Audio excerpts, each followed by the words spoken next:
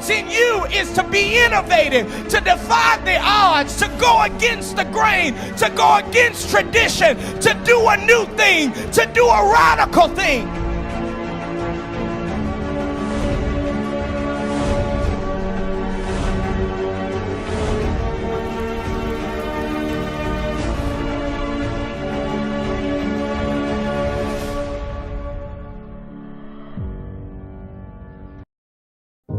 The Bible contains the mind of God, the state of man, the way of salvation, the doom of sinners, and the happiness of believers.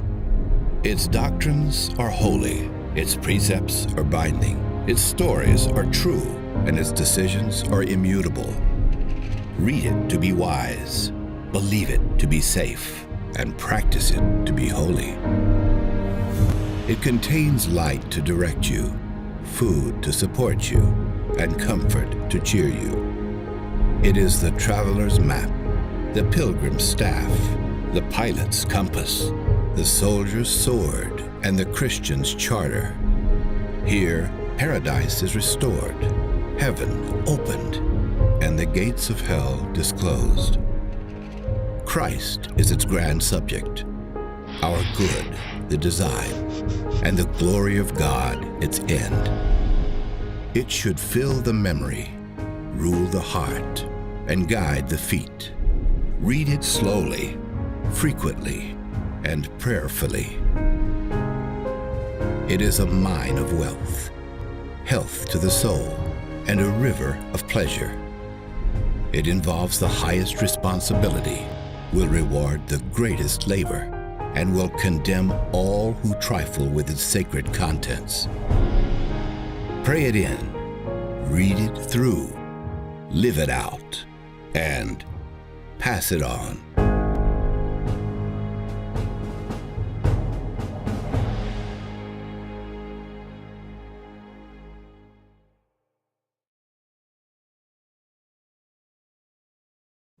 Well, happy Sunday, family. This is the day that the Lord has made, and we are rejoicing and we are glad in this day. I don't know about you, but this morning I'm just glad to be alive. I'm glad to be alive. As you know, we don't normally go live on Saturday and Sunday. But because we're in this time of fasting and prayer, I want to keep you focused and in faith as we continue in this journey. This is actually day 7. This is day 7, and I pray that you are again staying focused and in faith as we are doing our absolute best to continue in this journey. How has the journey been so far? Hey, I hope that it has been. I hope that it has been well, and I know that there are others of you that are part of various churches, and that's the beauty of this prayer call, that we are an evangelistic ministry that brings you this daily message of encouragement, of empowerment. Um, but we are a movement of flame igniters in various cities and states, across churches, across various denominations. But together we have taken the mandate from the Lord to creatively reach the least, the last, and the lost through the power of our talents, testimonies, and technology. And you are a part of it. Now, listen, today I am continuing to lift all of our sick, all of our shut in, all of our bereaved unto the Lord, thanking God for all of our birthdays and anniversaries. If today is your birthday or anniversary, let us know. We'd be happy to shout you out. And I'm excited about worship on today. That's really what I wanted to prepare us for. I'm excited about worship on today. 9 a.m. is going to be our Sunday school. 10 a.m. is going to be our morning worship experience. And, we are going to not only lift up Jesus, but we're going to remember that great man, Dr. Martin Luther King Jr., who spoke at the Central Baptist Church. Did y'all know that? Dr. King spoke at first at Ebenezer. And then a year or two later, he came to Central. That was one of his larger visits. And then he spoke in sort of like a stadium, here, his final time, a year or two later, even after his speech at Central. And so I'm so excited that Central is a part of Dr. King's legacy. And Dr. Talley had a wonderful relationship with him, our seventh pastor. And then Dr. King received one of his divinity degrees from Crozier Theological Seminary, which is about 4 or 5 hours from Pittsburgh. Did y'all know that? All right. So yes, Dr. King has a rich legacy, connected to Central Baptist, connected to Pittsburgh, connected to Pennsylvania. And I am just glad today that we are a part of that legacy. But it's not just enough to talk about the legacy of Dr. King. What will be your legacy? And I'm so glad today we're going to have the lovely ladies of the Zeta Phi Beta sorority. They're going to be joining us today, and they're also going to be presenting a workshop at 12:30. At 12:30. So after we get out of church, we're going to mix and mingle a little bit. And the estate and retirement planning workshop will be 1 hour, 12:30 to 1:30. But I need at least 50 of us to be there today. Because we've got to start asking ourselves, what will be my legacy? What will be my legacy? What will be the legacy that I will leave in the earth?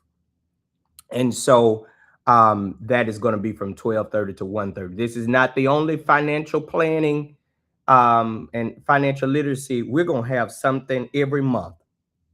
And this is the one of January. And I'm giving God praise, honor, and glory for that. So it's a full day, but we are still fasting and praying. So I want to very quickly give you this word, because today I am going to be shifting to the chapter 26. I'm going to be shifting to our chapter 26s in the Bible. And did y'all enjoy the verse 26s? Yeah. All right. And so today I'm going to be preaching from Acts 26. But this morning, I just kind of wanted to introduce it, if that's okay. Today I'm going to be dealing with the full chapter, but I wanted to look at what Paul says here in verse 4 through 8, this just in this brief section that we have together. And I want to ask you, what's your story? What's your story? Let's read verse 4 through 8 from the Message translation, and then we're going to get off of this thing and get ready for church. And I'm telling you, there's something that God has for us today.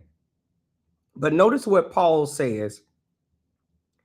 From the time of my youth, my life has been lived among my own people in Jerusalem. Practically every Jew in the town who watched me grow up, and if they were willing to stick their necks out, they tell you in person, knows that I lived as a strict Pharisee, the most demanding branch of our religion. It is because I believed it and took it seriously, committed myself heart and soul to what God promised my ancestors. The identical hope, mind you, that the 12 tribes have lived for night and day all these centuries. It's because I have held on to this tested and tried hope that I'm being called on the carpet by the Jews. They should be the ones standing trial here, not me. For the life of me, I love verse number 8.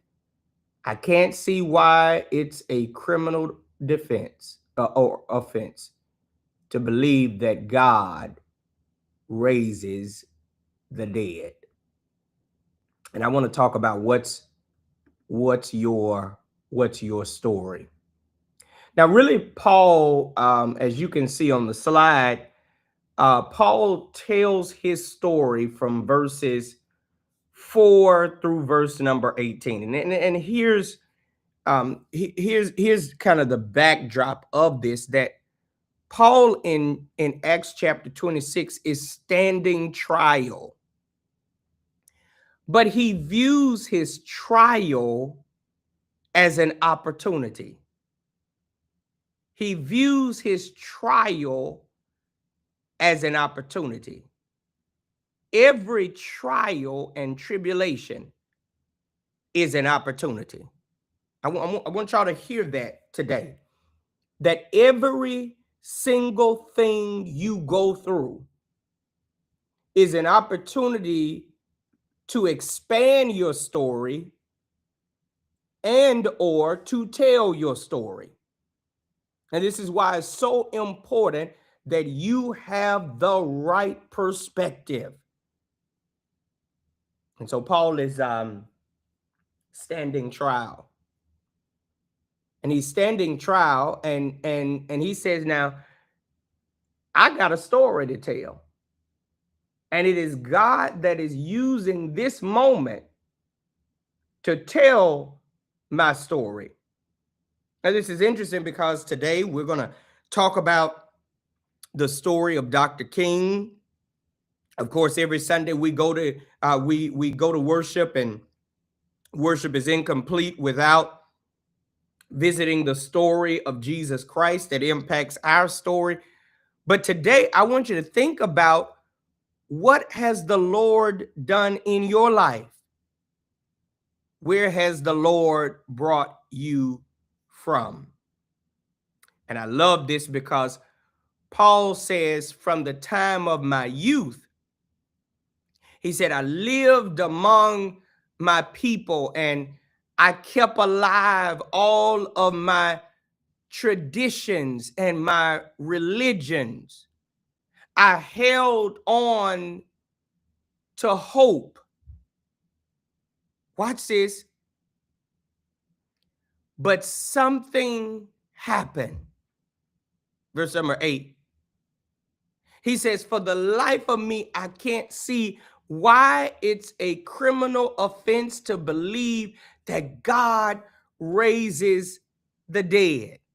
Now, this is important because he is keeping alive tradition, but dead to the real purpose that God has for him. And at some point in our lives, we've got to come alive. We don't start living until we come alive. Are we just going to make our lives a continuation of going through the motions? Are we going to continue to go along to get along? Paul said, in essence, I was on the wrong side until God raised the dead. Now, what does this mean? He's first talking about the resurrection of Jesus Christ. If you remember, Paul, before he became Paul, was named Saul. And he was so devoted to his religion and to his tradition that those who had started believing in the new resurrected Jesus, he persecuted them. Matter of fact, he was on the road to Damascus, headed to persecute more of those Christians. But when Paul got stopped in his tracks, the one who had been raised from the dead, Jesus Christ, reveals to him that he wants to come alive in him. Now, this is important because when God raised Jesus from the dead, that was the beginning of a new life and a new hope. God can raise the dead. That story was so powerful that people who had believed all of those years had to now embrace a new way. Those that were holding on to those old traditions have to now embrace the new resurrected Christ, not just the crucified Christ, not just the Christ that died, but the resurrected Christ. Have you embraced the resurrected Christ? I tell you, do you not know that we serve a God that hung, bled, suffered, and died, but he got up? Somebody declared he got up.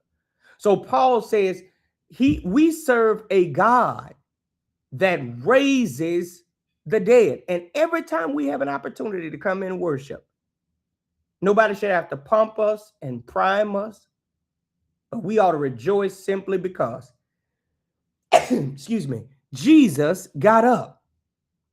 I'm rejoicing today. And it's not about money, cars, clothes. It's about the fact that he got up.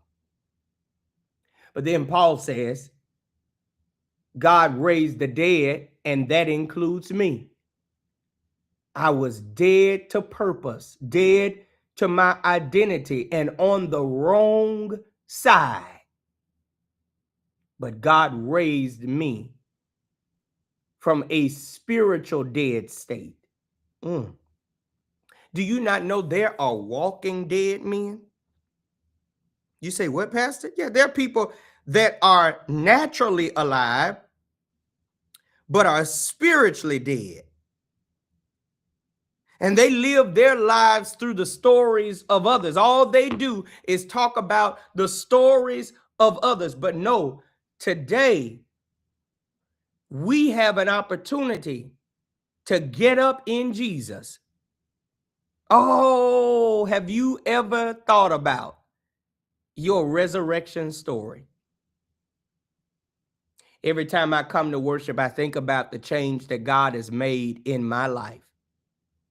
Can you think about those moments where you didn't have a mind to live for Jesus and yet God got you up? So when I come to worship, I'm not just shouting because Jesus got up, but I'm shouting today because he picked me up. He turned me around. He placed my feet on solid ground. Yes, Jesus got up, but have you gotten up? And everyone that has gotten up in Christ have a new praise, a new song, a new story, a story that must be told.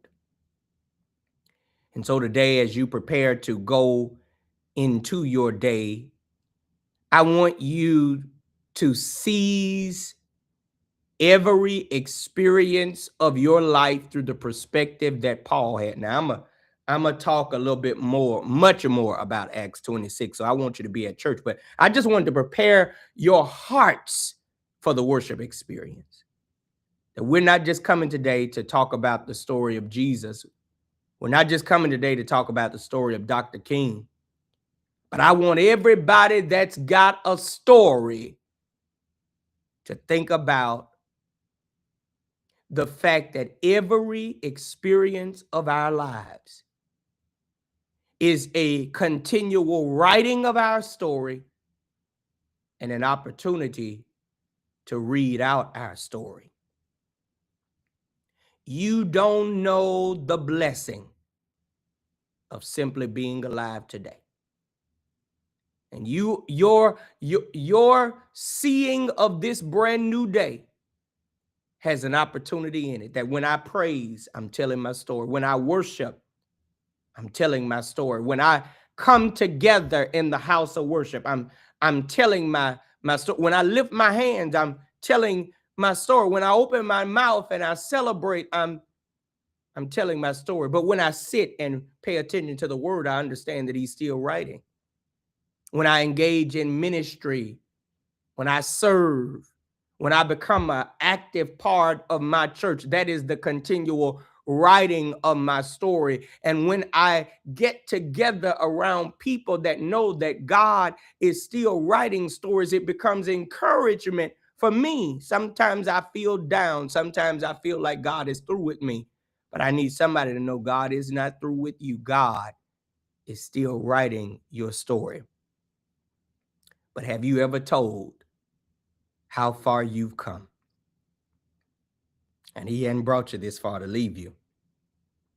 So today, what's your story? The story of Jesus gives you hope for yours. The story of King gives you hope for yours. But life has truly not come alive until you understand the story that God has given to you and the fact that he's still writing your story. So, Father, thank you for this day. You're not through with us. You're still writing our stories. Help us to shine our light everywhere we go and know that every moment we encounter in life is for the continual writing and sharing of the story you have given to every single one of us. Thank you for our story.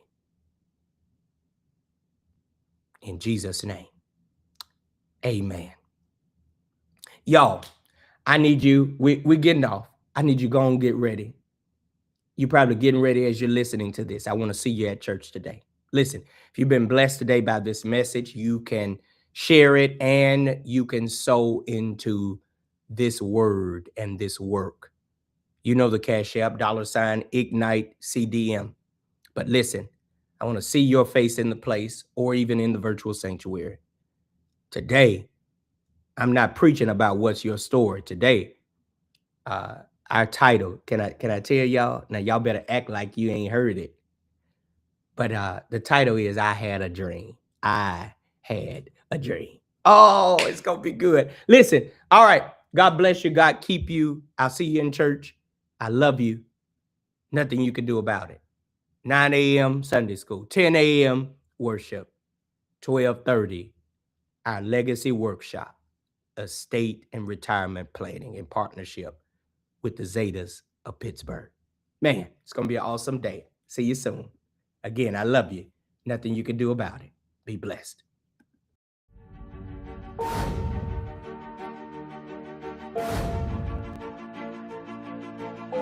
And when we have accurate knowledge, we'll be able to go out and tell women, men, boys, and girls that Jesus Christ saves.